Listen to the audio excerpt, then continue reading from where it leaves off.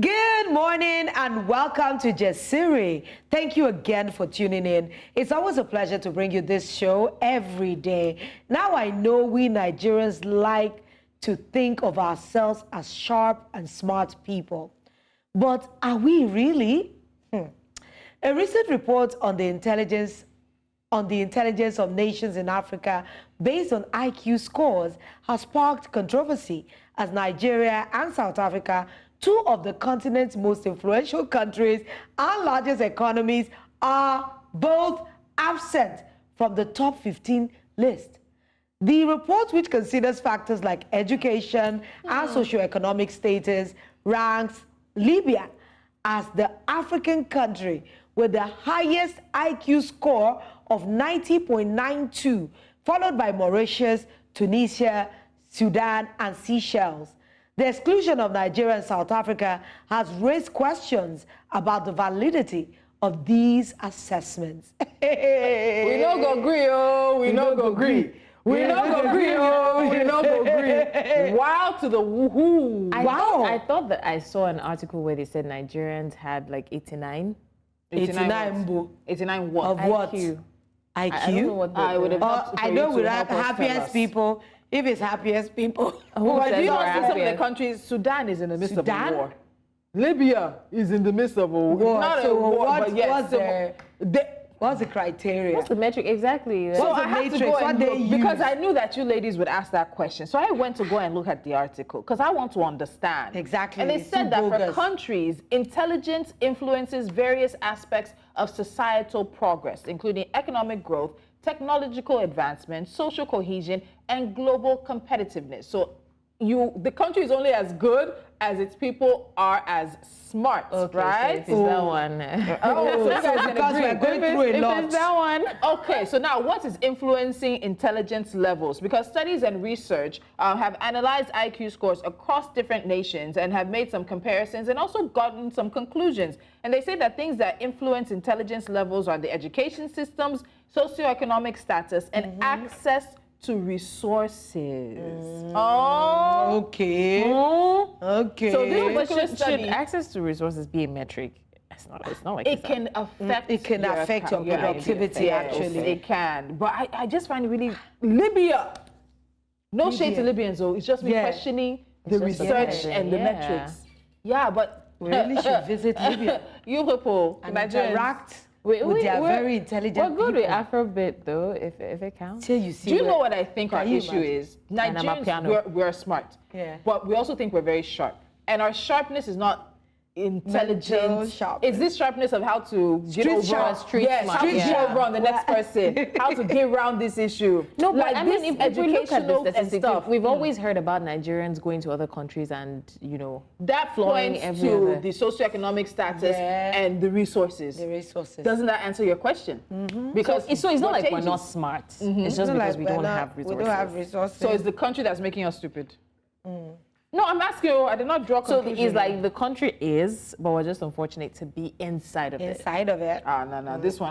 What about maybe- Nigerians in diaspora? That's why they perform better. Socioeconomic yeah. status changes and access But to do you, resources. actually, do you know that it sounds a bit bogus, but truth, if we think about it deeply, there's hardly any time a Nigerian goes out, even when it comes into the academy, you would find out that doesn't we're outshine, doing very, yeah. very well.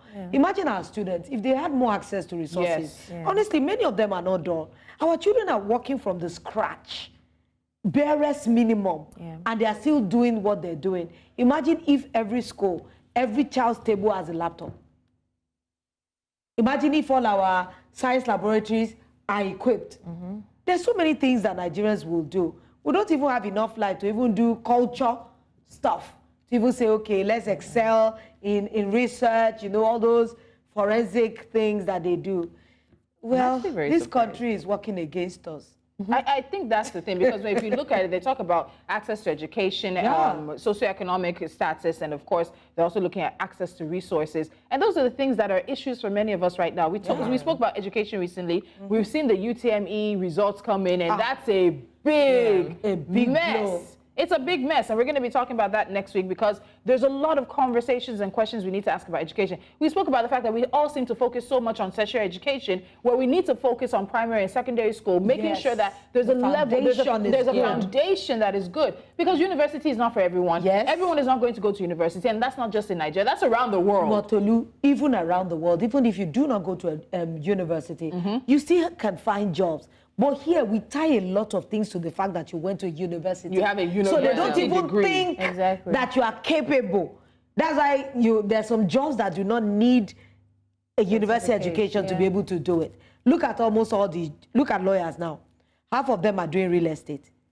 Real estate is just one tiny thing for a legal person to do.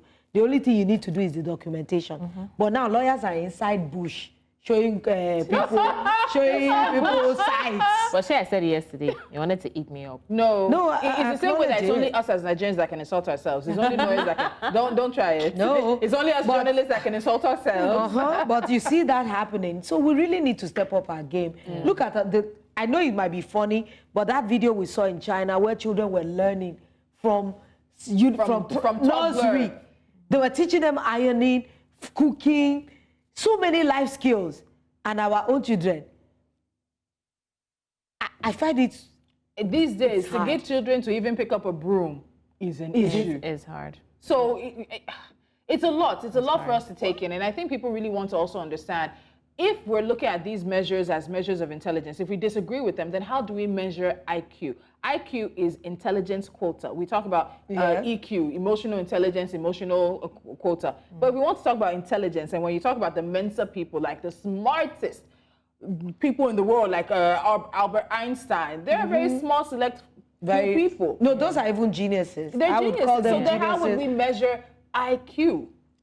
But then I don't think we measured their IQ based on the resources available to them at the time. No, at the time. Because a lot of them struggled. They worked from nothing. But the thing is that's why it's just like looking at our Nigerian movie industry. The feats that we've achieved, trust me, blessings.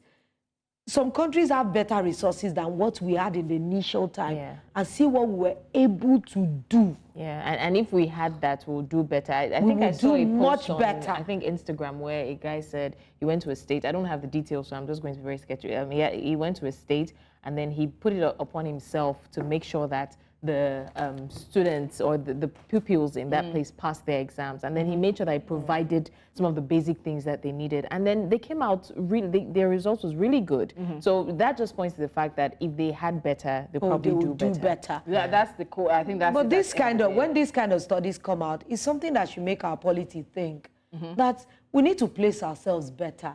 We can't be going through everything at the same time. At least let's even have this confidence that something good works adequately in this country. But I think, because I grew up in the West and I grew up a lot, let me tell you, a lot of people in the West are not as knowledgeable as many of us in Nigeria or Africa are about certain situations. So even I'm not saying there's racism attached to this, but even in the metrics of how you're measuring the IQ, are you using these same metrics to measure IQ abroad? Because there are many, many, many people in the West who continue to refer to Africa as a country. We're not one country. They don't have any understanding. They don't have any recognition. And we're talking about people who are educated. Do you know that there are so many people abroad that are very illiterate? Yes. Now. Totally. It's just the accent. They are not book smart. They don't have any education. They passed exams like many of us do here in Nigeria. Exactly. And they're just existing. And I think that also this lack of access to a lot of things have also made, it has affected our self-esteem. That's why we see these people and idolize them. They don't know as much as we do, but because they have accent, or they're coming from Obodo, things like that. So it just makes people look up to these people. But do you know another thing? I think that the pressure we go through in this country actually brings geniuses out of us, because we see the way people morph and accommodate situations is the mother of inventions. You see people going out of their way to just keep making lemonade out of lemons, because that's what we do on a daily basis. We have even normalized creativity in Nigeria. That's how smart we are. To be honest, a lot of people just come up with, you just see genius ideas. So do you remember around when we started using sawdust as some kind of stove? Yes, and it would burn blue because there was kerosene scarcity at that time. some people started doing something that they will push sawdust into like a container, and they will put some water at the base of it. When you light it, it actually burns blue, as if you're using gas.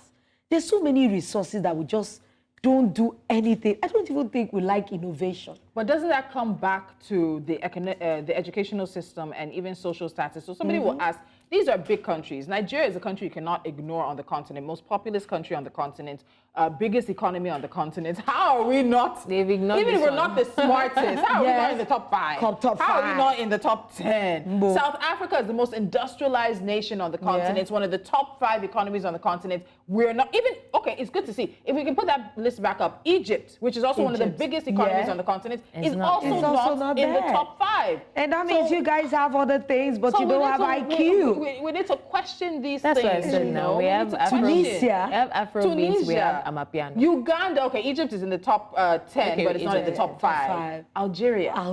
Kenya. But this is the Nigerian in you, because the way you're saying it is like, who them be? Who them be? Who are they? Well, Kenya, I believe. But I think it just, again, begs the question, and it demands, if we take it seriously on its own face value, it just makes us ask questions about who we are, where we are, how smart we are, because that thing you said, Nigerians will leave the shores of this country and with very small, they become like, so we know that a lack of resources, in the world, a lack of access is a massive problem that's impeding us here. And when we make ourselves, we give our children access, we give them what they need, our country will change. It will. And looking at this list, we have enough to change our lives in this country. Yes, we do. But we just don't put the right people in the right places. And then we do not make the most of our... I mean, if you're looking at this list, it's not about how rich... There's some countries that are not richer than we are. So it basically boils down to not just the lack of it now, but making the most of the resources that we have. But anyways, we'll go on a quick break. And when we return, we're giving you a dose of wellness wisdom. Explore the world of alternative medicine and healthy living when Jasiri returns. Welcome back. We're streaming live on our social media platforms. We're at News Central TV. Also use the hashtag Jasiri to be part of our conversations. Now, with the increasing interest in alternative medicine, we'll be exploring various practices that can enhance our overall health and well-being. Our guest is a motivational speaker and an author who has helped individuals achieve their wellness goals through natural and holistic approaches. Afolabi Coker, welcome to Jasiri. Thank you very much, Mike. Thank you. Welcome. Thank you. So I think just to start this conversation, oftentimes people either stumble or there's a situation that leads them down sort of this holistic alternative medicine path. So for you, what sparked your passion for alternative medicine? Thank you very much. 2002, my own mother, who turned 89 years on the 30th of April, had breast cancer, stage 4. Wow. He was in the hospital, and then the hospital could not do anything, and the consultant pathologist advised us to take her home. Thereafter, my dad had to now seek assistance, which is not occultic, through herbs. And then my mom, as of today, is still alive. She turned 89 April 30th. Now, the point then is that we are told that if the breast should burst, that's the end of her life. The thing busted through the process of the herb and still alive to today. She lives at a Lega in Abeokuta. And then in the course of it, we went on. And before, after the COVID and things like that, the rate at which people were dying, people were close to one, friends and pastors and some other people, gave a grave concern. So last year I was praying, and then the Lord inspired me. It's time to put these things together. Knowing fully well that being a pastor, anything that have to do with herb, seed, and all these things, people think that you are going diabolic or cultic. But there is a provision in the Bible in Genesis chapter 1, verse 29, that talks about the place that every plant, every herb, every food, God has provided for food for mankind. And for Christians, when you go to the Bible, you see that from Genesis 1 to chapter 9, verse 2, there's nothing about any other thing apart from herb fruits to be eaten. It started from verse 3. So the inspiration came, and the Holy Spirit gave me the title, I Choose to Live. Wow. Okay. I find that quite interesting. I think one of the challenges that I have with alternative medicine is the fact that we don't have empirical data.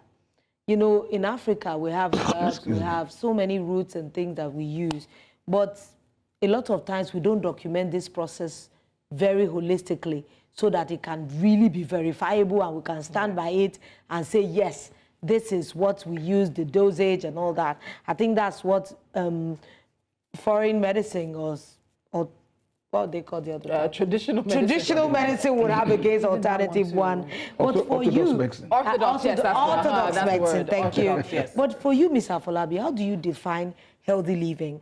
And what role do you think alternative medicine, it would play in achieving it? Thank you very much. First and foremost, the challenge we have in this part of the world is part of the effect of colonization. When they came, they make us realize that anything about that is ours is demonic, is bad, and it's not effective. But even some of the people in the Orthodox practice, we attest to it that some of them have tested some of these things and used. It's rather unfortunate that some people who went to school to study things like pharmacology and even medicinal chemistry and things like that are not making their publications and their findings to be made public, apart from academic attainment to become a professor or whatsoever. That's why books like this in this part of the world, you will see that it's new and not common. And that's the reason why I'm inspired, not I'm practicing already, but inspired to make people to have the knowledge of how to go about it. Because in this book, you have how to combine things. For example, by October this year, I will turn 64. As of today, if I go to farm, I go to work, I drive, I come and return.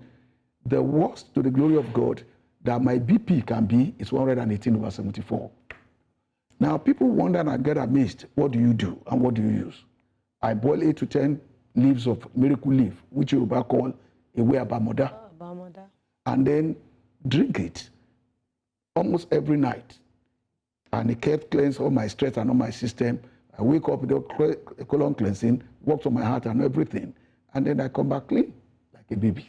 So, I want us to pick up from there because you can please just put the book on the table. Okay. I want us to pick up from there because there was a question Lolo asked that it was a statement, but not so much a question. And that's about the empirical data. You can talk about 8 to 10 of this, a heap of this, but unless it's something that you can document, we can replicate, it can be taken through the trials of science and testing and theory to fact, it still becomes a very big struggle for us. And I think across the continent, people will have home remedies and they'll have things that are passed down from generation to generation. I remember many of us have been, So there is a need for us to meet the standards that have been set so that we can see an appreciation of this. What do you say to that? It's about the fact that there seems to be difficulty in verifying the effects of what a lot of alternative medicine supposedly claim has. to do. Yeah. Thank you very much. I have a very close childhood friend who is a professor of medicinal chemistry, who has been working on some of the research, like I said, but I've not been making it public. He's a professor from University of Ilorin.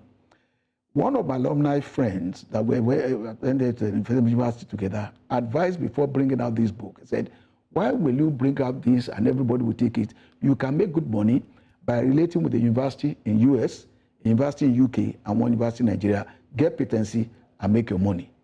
Now, it's not about the making of the money per se, but about the knowledge and way to help many people, to redeem many people from certain cheap debt that is uncalled for. Well, we know that's something that will kill somebody, and we know that it's God that gives life, and it takes. But there's something that is that from this knowledge, an academician can be exposed to it, and then start doing the process of the chemistry or the pharmacology papers and bring it out. Take, for example, I was in US sometime, and in one of the pharmacies, I saw bitter leaf capsule, of which Nigerians even came to the store to buy and bring to Nigeria. Bitter leaf in capsule. So these things are evolving.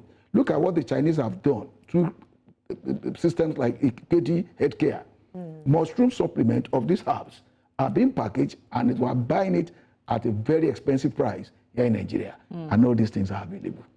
So, talking about this herbal medicines, I know that for a long time people have relied on that, but one can argue that now our lifestyle, our habit, our health has basically changed because of globalization and modernization.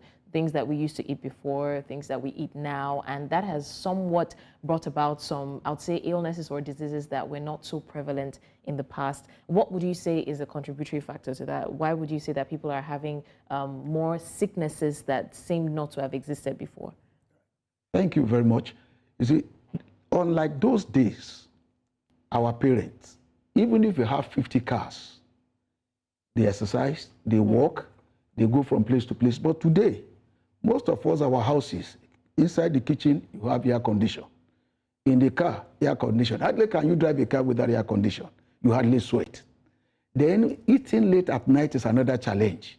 You see somebody who's just about 35 years old, a man, and is already pregnant with a pot belly and all these things. She's already pregnant. And then you wonder what is the problem. You see a child who's just growing up, the sugar level problem, heart condition, and things like that. Why? Because the way we eat. Now, when you are eating, take for example swallow, fufu or gari or whatever, and then you see somebody eating like 6 wraps, 5 wraps with a little vegetable, and then pack around it, roundabout, cow leg, liver, and all these things. Then all these things that you are eating, you put in pressure because the body only needs anything above more than your fist is a waste. So you put in pressure on your intestine, you put in pressure on your rectum, you put in pressure on your system.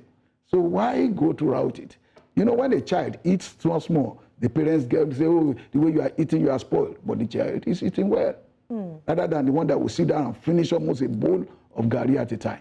And ironically, that's the one that they will say is eating. Yes, And you know, this thing is actually very important. So when my daughter was younger, so when we traveled to have her checkup, they told us that she was a little on the skinny side. But in the US, the doctor was very happy. He said that right now what he's seeing is obesity, that there's an obesity crisis. And I'm thinking, okay, that's in the US. Then I come back, and we have an obesity crisis with children happening also in Nigeria. And I don't think many parents are taking notice of it. And what I've learned, because my mom has degrees in early childhood education and everything, children, your body has a switch to tell you when it's full. Yeah. But when children are little, because we keep telling them, oh, eat more, that switch over time sort of turns off. So they no longer have an innate ability to say, I'm full, I don't want to eat anymore. So parents, sometimes listen to your kids. When they say, I don't want to eat anymore, I'm done. Take it, I'm done. Because when you keep pushing that food, you're already setting them up for a lifelong battle sometimes with obesity and health complications. You know, I like to listen to alternative people that practice alternative medicine because they have a lot of claims and things that they say works, especially for diseases that a lot of people know that they are more about lifestyle and they need control. Things like maybe high blood pressure, diabetes. Cancer is a little in another spectrum, you know. But I just want to know that, how does alternative medicine approach health and wellness different from conventional medicine? Because now I'm seeing a lot of people, a lot of, would they say conspiracy theorists will come out and say they give you these medicines to worsen your condition or just trick your mind into believing that you need it. Because some alternative medicine people, I've heard of wellness farms abroad where the only thing they do is alternative medicine and people claim to have cures. How do you guys approach it differently if both of you are medicine? Okay. Well, no, I'm not saying that people should not go to hospitals for checkup. Then they tell us that everything has its own side effect, even water, and too much of everything is bad. The point here is this. Let me start this response to this by, you heard in the news about King Charles of United Kingdom. Yes. He had cancer. And then they said he was not going to take the chemo, but he was going to use herbs. So the question is, because he's a white man that is using herb, no problem. But the black man is not supposed to use herb. Now, just let's put that as a question mark in our hearts. There's something then is this. In everything there is original, there is fake. And there is something like the man who treated my mother in year 2002 is dead. But the children doesn't have the knowledge of what the man is doing. So the man died with it. Wow. So in the same light, there's something is, like I said, anything that is us, natural, that is coming from us is always being condemned. That's our system, like a crab colony. But if a white man comes, like I said about the herb, a bitter leaf being put into capsules in US, and we now bring it here and sell it. Now people see it as, yes, it's normal. And it's a mindset problem. But is that not again, doesn't that go back to standards? So if I believe, if they're preparing capsules, you understand that you can use two specific conditions are met. There's a specific standard for the type of bitter leaf they're using. Maybe there's no fertilizer. There are certain things that just make it seem more acceptable. Somebody will package here. They have not gone through NAFDAC. They have not gone through Standards Organization of Nigeria, and it's on the shelf, or they're making claims about being able to cure something. Can we blame people for being reluctant to trust in those situations? Well, I think some of those who are packaging here, some of them have gone through certain processes. Like when you look at things, when you see product of things like Okolonia and a few of them, I think there's not that control. But when you talk about people like Elewomo, they are basically like traditional people who sell in the market, and then they sell it to you, you sort yourself. So which is it? But my admonition and encouragement, or what I will say to people is, they should, the researchers should start looking at the perspective of, okay, taking a book like this and then using it, reading the things in it for free, and then getting something and then searching it out. Like, I know my friend has done a lot on this neem leaf, dongoyaro. neem leaf. And then the oil and everything, which has a lot of benefit stated in here. So the essence of this publication is for people to have access to it, researchers to have access to it, and then take it to the next level. Those who are into pharmacology, even some of the pharmaceutical companies can study it and produce some things rather than waiting for importation of products from abroad. So I want to ask about food, because Blessings asked about our standard of living and changes and things like that. Food is a large part of nutrition. They always tell us you are what you eat. You talked about the roundabouts, and my very favorite, abula, which some shaki here, put some things together, make it look very palatable. But in the long run, how important, whether we choose orthodox medicine or we choose alternative medicine, traditional medicine, how important is nutrition? Nutrition is very critical. Most of our challenges are enhanced. Health challenges are enhanced by what we eat. Whether it's a psychosomatic ailment or a physiological ailment. What you eat has a lot to do. Most of our common foods here are carbohydrates. You eat yam in the morning, gari in the afternoon, rice in the night, and we eat it heavily. So you are producing much more sugar. So where are the fruits intake? Where are the water intake? And even some herbs and seeds, which I can classify some. For example, for me, I will recommend for anybody that you eat pawpaw every day, because there are certain elements that are not even in any food that we eat that you can get through pawpaw, and so many other benefits. There is no part of pawpaw that is useless, which I all analyze in this book. I actually believe in that pawpaw thing. So, but the thing is, I always say at the end of the day, we are not making any recommendations or giving diagnosis. You need to see your doctor. You need, whatever you believe in. See your doctor if you're seeing a doctor, and get medical advice from the doctor. Yeah, and I would also say that don't mean that you patronize everybody standing on the bus and telling you that this is I wish I had taken a picture. I was at a roundabout with my husband recently, and I saw one poster for something, and it cures diabetes, it cures infertility, it cures high blood pressure, it cures weak erections, it cures HIV. One thing cures like 10 I heard someone say, I don't want to mention it, but the person said it cures two opposite things. I'm like, what are you saying? How is that possible? And another thing that people get caught up is self-medication. No to self-medication. I do not believe in it. Even if you want to take alternative medicine, make sure that you are following the dosage and you have recommendation. Some will just come to your house and say, use it for headache. What's the name? And go and get it themselves. And they go and get it themselves, and they forget that. You need to do your checkup regularly. Check your BP from time to time. Even if you are taking or something, you check. Because, for example, there are certain days you are taking the medicine for 7 days. If you don't check maybe your sugar level after the third day, you may collapse. Because maybe the thing has been working, because our body varies. Okay. Yeah. So it's still All good right, to practice. Afolabi Coker, author and motivational speaker, thank you so much for this eye-opening conversation, and thanks for balancing it out. Also, thanks to the ladies, because I think you both dropped nuggets, so thank you as well. All right, it's been a very insightful conversation. We'll go on a short break now, and when we come back, it'll be time for Hot Topics. Stay tuned. Welcome back, and it's time to do what we came here to do. With two legends, Sha. Our first hot topic is on a story that has everyone in Lagos talking since it broke out yesterday. The Lagos state government says it has discovered 86 partitioned rooms under Dolphin Estate Bridge in Ikoyi, where tenants are paying up to 250,000 per year as rent.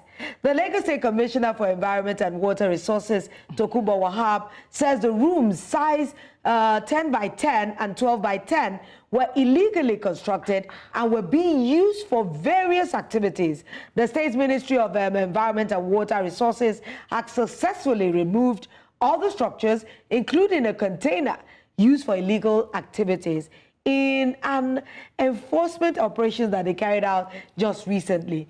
Are you kidding me? I don't know which one is shocking me most. No, the shocking one is the rooms rented 250,000 That's what I was naira. going to say. Is it the fact that the rooms are under the bridge? Is it the fact that there's 86 of them? Or is it the fact that they're paying 250,000? I think that last one is even more shocking, because The people legal complain about the container. 250K. Like, That's people the are one that is actually most paying shocking. 250K to live under the bridge. The bridge. How? Do you guys remember Which bridge is it? This one? Dolphin Bridge? You know, as you come around like this. you know, I you believe don't it's that see one. the You don't see the under. under. I can't picture it. I can. I can't picture wanting to live like that. How do you get You can get a electricity? good place for 250K. Somebody had a satellite, I won't name it. They had a satellite TV provider there. Yes. There was a dish, a mini dish or something. So Honestly, they got if they had said electricity. 50K or maybe even 10,000 out it's of people said understandable. okay. But 250K, you can get a place for 250K. But see, guys, I need to come back to something. We had a fire under a coal bridge. How many, like 2 years ago or 1.5 years ago? It was massive. It caused damage to the bridge. It caused lost their traffic because the property. bridge was closed for almost a year. I think over a year, in fact. And now we're hearing that there are 86 rooms under Dolphin Bridge. And let me tell you, this is not just in Dolphin. This is replicated across the city of Lagos. So we're asking, who are they paying 250,000 to? It must be a They have local bank accounts. landlord. They have something. They need to bring out the person they're paying the 250K to. Aside from that, how long has it been up? These don't look like new structures. No. They look like structures that have been in place Yes. for a long This is time. again, it's not just about the landlords, because like we said the other day, somebody approved this. It couldn't have gone this long. There's not blessings. There's not going to be official approval for this. No. But somebody is going That's to. what I'm saying. Like, don't someone worry, will we'll work on that. we'll Day. sort it Exactly. out. Because it can't go unnoticed for so long. No, but because this particular bridge, you know, I had to ask which bridge. Because some of the bridges you can see the under from up. This one you can't, But because these of ones the way you it can is. see. Look at it, Tolu. Yeah, they did framing, they did Paco, they 250K did, they to stay demarcated. here. So where's the water? Where's the But sanitation? Tolu, I think Lagos State government need to come out and build more affordable. The state alone cannot build houses. The state, Yeah, no but also state the- alone can I know. satisfy the housing The housing need, whether it's in needs. Lagos, whether it's in Nigeria, whether it's anywhere. Honestly, No, I but let's can't not even lie. lie. Aside the states, even if If you want to private merge with somebody individuals- and get a 500K place, you can't 250K. 500K place. Do you know how many people I know that cannot even? That's what I'm saying. If you can afford 250, you can merge with someone and get a 500K. And that's why I actually You like want me this to trust somebody idea. I don't know? I don't You can't just trust anybody and so you want to. Honestly, we So need somebody- help with housing in Lagos. So State. somebody asked the question in this enforcement operation, because this is under the bridge. We saw recently also shanties in different parts of the city also being destroyed. Is Lagos State criminalizing poverty? Because many people will say these people would not be living where they are if they had an option. But even if there has to be an option in front of you that you have to say, you know what, this option, it doesn't make sense. Makes sense. Even if it's the last option. So you're seeing so many different types of comments online now. Is it by force to live in Lagos? Are we criminalizing poverty? Honestly, It's a really, why really would they say big that our intelligence conversation. quotient is low? Because Tolu, if How do you somebody live under a bridge? if someone would take a human being and show you that apartment, Or and you would agree, We're saying human that beings. means you I have don't know their already- families, though.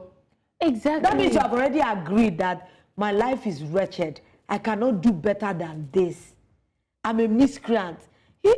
That's the other part. So aside from the 86 partitioned rooms, there was also a container that was found on location that's cited as being used for illegal activities. What illegal activities? We're even talking about insecurity. There's a part in Lagos, I always forget it, where I was robbed. I will never forget. Yeah, when I started asking about it, yes, Ijora side.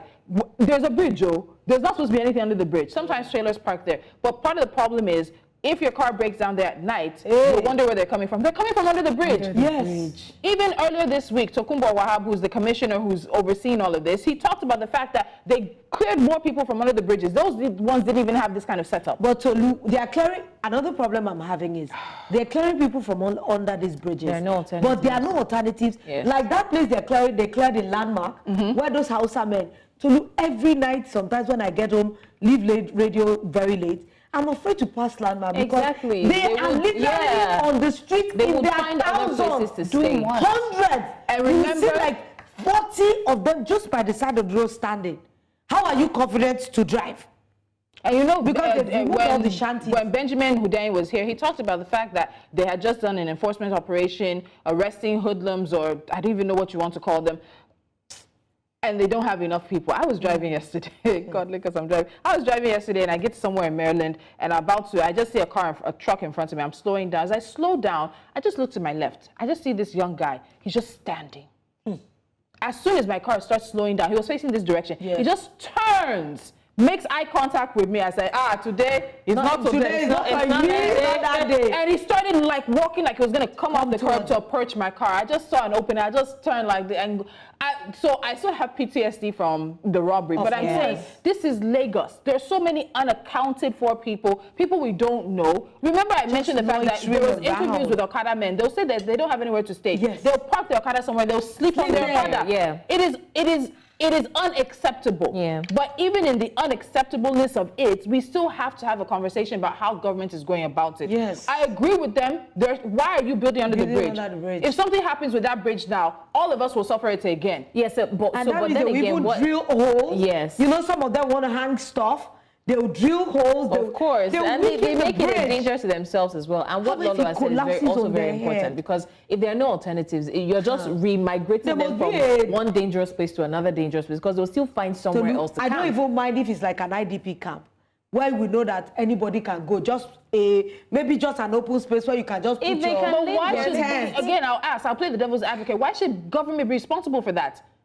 Why should government be responsible for that? I know. You built an illegal structure. I have brought it down. Don't talk to me about compensation. Why should I have to be responsible for relocating affordable places? But the people, you are endangering the people of your state more with all these people being displaced. I think that the responsibility of the government in itself is that they need to find affordable places. If they have enough affordable places, then they can argue that there are places that you can stay. Why are you staying under the bridge? The rent is too high. Who determines what is affordable? I spent my money to build a place and I rent it out. I want to make my money back. Who are you to come to me and tell me what is affordable now? If you can't afford it, don't get it. Did you see one? I would look for this one and show maybe our producer. There's a place in, I don't know if it's Korea, Japan, or Singapore, where there's this high rise.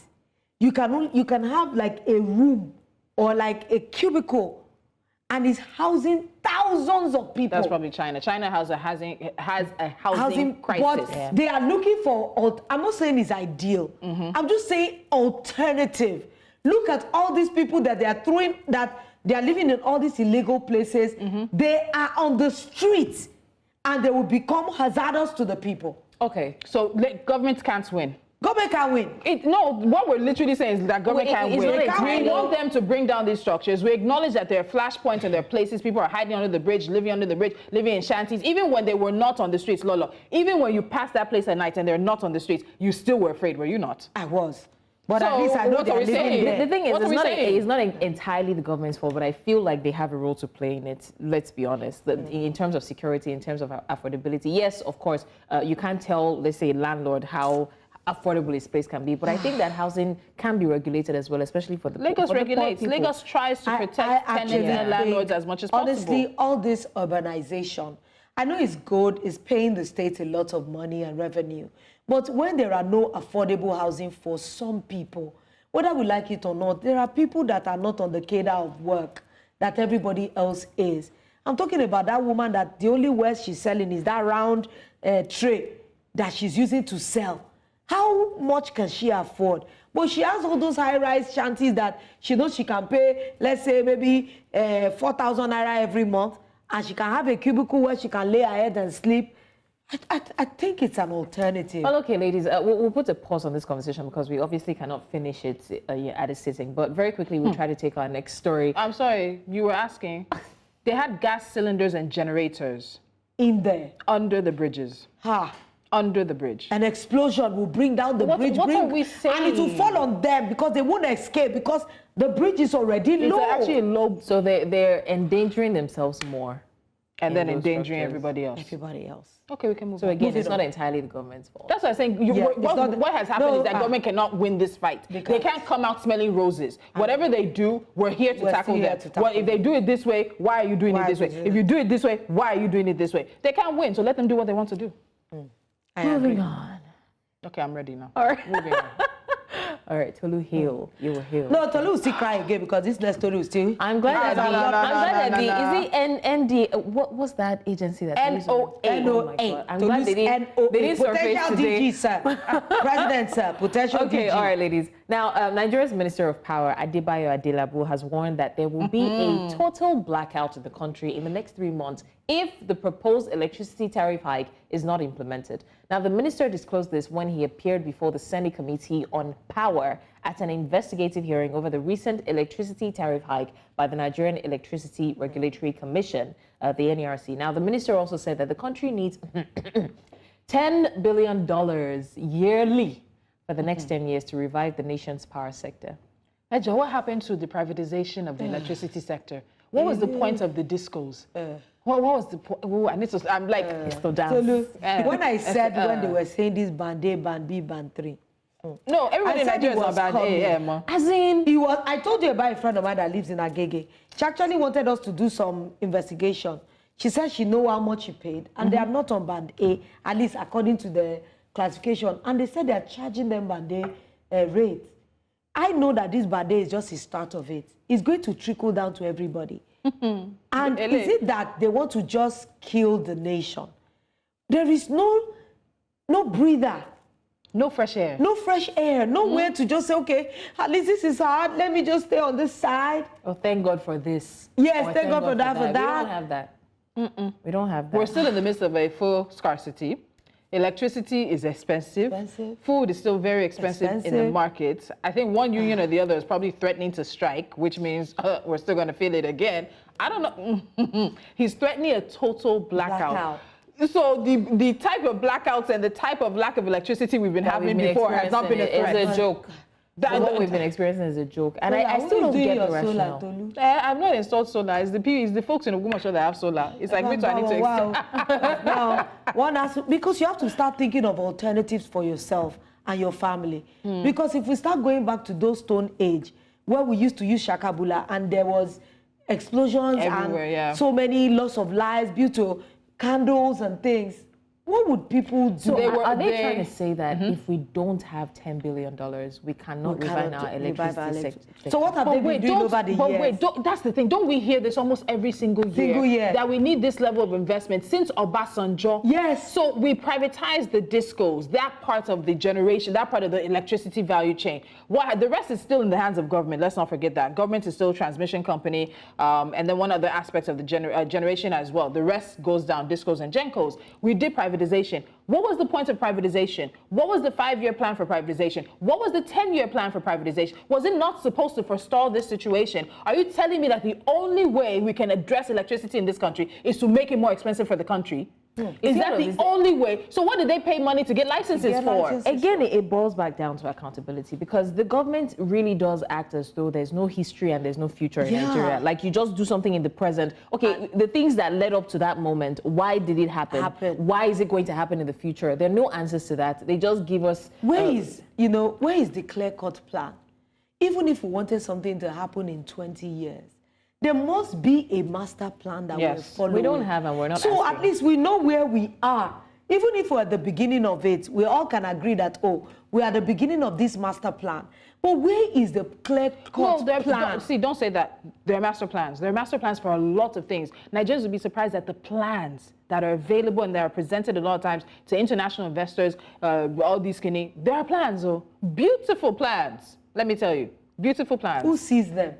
And they're supposed to be something that is it's a mystery to us. A mystery to the people. And that's why this hardship is unbearable. Because I remember that one of the statements that the president made was, "Oh, this is just the beginning. It's just a phase." How do we know it's just a phase when we don't see where we're going? How long is the phase going to How long? It's like we're going deeper into the well. I know the president talks about hope a lot, but when you see a plan and you see something moving on that line, you have this hope.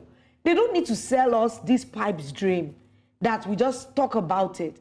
If the people can see a clear progress and plan progression, and the progression, it might be slow, but we will it's be on board. Nigeria is in a relationship with a man that has no prospects. We have to go. Thank you so much for your time, because if we stay on these two stories, somebody will come looking for us. Thank you so much, Afolabi Coker, for joining us today. We're wrapping things up right now, but don't forget, tomorrow is Hot Topic Special, and we will promise and make sure that it's hot on Friday. See you then.